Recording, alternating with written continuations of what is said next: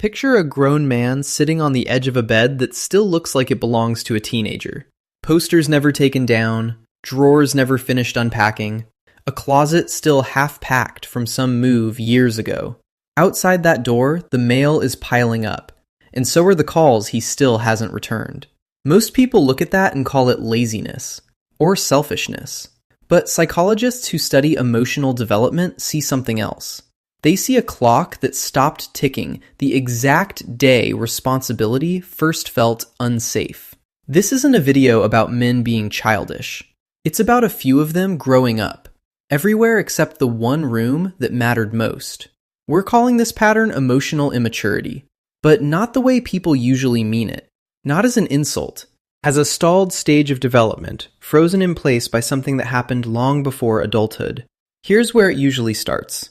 As a kid, every hard thing got handled before he had to feel the weight of it. A bad grade, and someone called the school before he opened his mouth.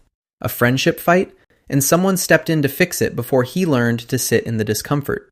It looked like love, and in a way it was, but it also meant something quieter took root underneath. He never had to build the muscle most people build by 16, the one that says, I can handle hard things alone.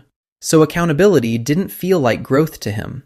It felt like abandonment, like being handed something he was never trained to carry.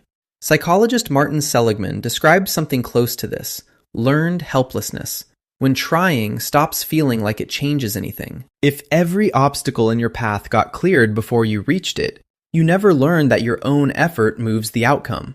So as an adult, when something requires sustained effort, paying a bill on time, finishing a hard conversation, showing up when it's inconvenient, his brain doesn't read it as a task. It reads it as a wall he never learned to climb. So he waits. He waits for someone else to climb it for him, the way someone always did before. Now picture the moment someone finally asks him to take it on himself, pay the bill, make the appointment, have the hard conversation himself this time. Watch what happens in his body before he even answers. His jaw tightens. His voice gets short. Something in him reads the request as an attack. Not because the request was unreasonable, because his nervous system was never taught the difference between being asked to grow and being abandoned to fend for himself. So the anger isn't really about the dishes or the bill or the appointment. It's an old alarm going off in a body that never learned a quieter way to respond. And here's the part that makes this harder to talk about than most people expect. Understanding where a pattern came from does not undo the weight it puts on the people standing next to it. Both things stay true at the same time. Here's what makes this pattern so easy to miss at first. He can be funny, warm, even disarming, the kind of person people want to be around. But charm was never proof of growth. It was simply the skill that got rehearsed the most. While responsibility sat untouched in that frozen room, charisma got all the practice time instead. So people meet the charm long before they ever meet the unfinished parts underneath it.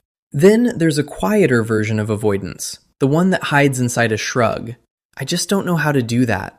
I always mess it up anyway, so you're better at it. Some therapists call this weaponized incompetence, when not knowing becomes a convenient place to stop trying. It isn't always conscious. Sometimes the not knowing is real, built from never being asked to learn in the first place, but the effect on the people around him stays the same either way. And that effect has a name too, the invisible labor someone else quietly absorbs. A partner who manages 2 emotional households instead of 1. A friend who plans every detail because plans made by him never survive contact with follow-through. A family that stopped expecting consistency so long ago they don't even notice the gap anymore. Now think about what that does to the person carrying all of it. She doesn't explode, not at first. She adjusts, quietly, the way people do when they've stopped believing the other person will change. She starts making the call before he forgets. She answers the email he was supposed to send 3 days ago. She apologizes to his friends for plans he canceled without telling anyone. And somewhere between the 2nd year and the 5th, she stops asking him to help. Not because she gave up on the relationship, because she gave up on the version of him that was supposed to show up inside it. That silence is not peace. It's exhaustion wearing the face of patience. And the worst part is, he might not even notice. Because in his mind, things are fine. She handles it, the way someone always has.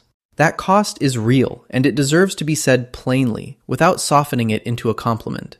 So if you recognize yourself in any of this, here is the honest version. You are not lazy. You are not incapable. You are someone whose growth paused at the exact place independence first felt dangerous. That isn't a character flaw. It's an unfinished chapter, written by circumstances you didn't choose at the time. But the page has been blank long enough. The room is still there, the one frozen at 17, posters and all. The door is still there too, the one with the mail piling up on the other side of it. And walking through it doesn't start with a grand gesture. It starts with the smallest thing you've been avoiding. The bill you keep scrolling past. The conversation you rehearse in your head but never actually have. The appointment you told yourself you'd make tomorrow, 6 months ago. Pick one. Not because it fixes everything. Because it proves something your nervous system never got to learn. That the wait doesn't destroy you. Nobody can open that door for you. The same way nobody should have closed it for you back then. But it isn't locked. And it never was. Growth was never about becoming someone else. It was about finally walking into the one room you had been avoiding the whole time. And the first step was always the smallest one.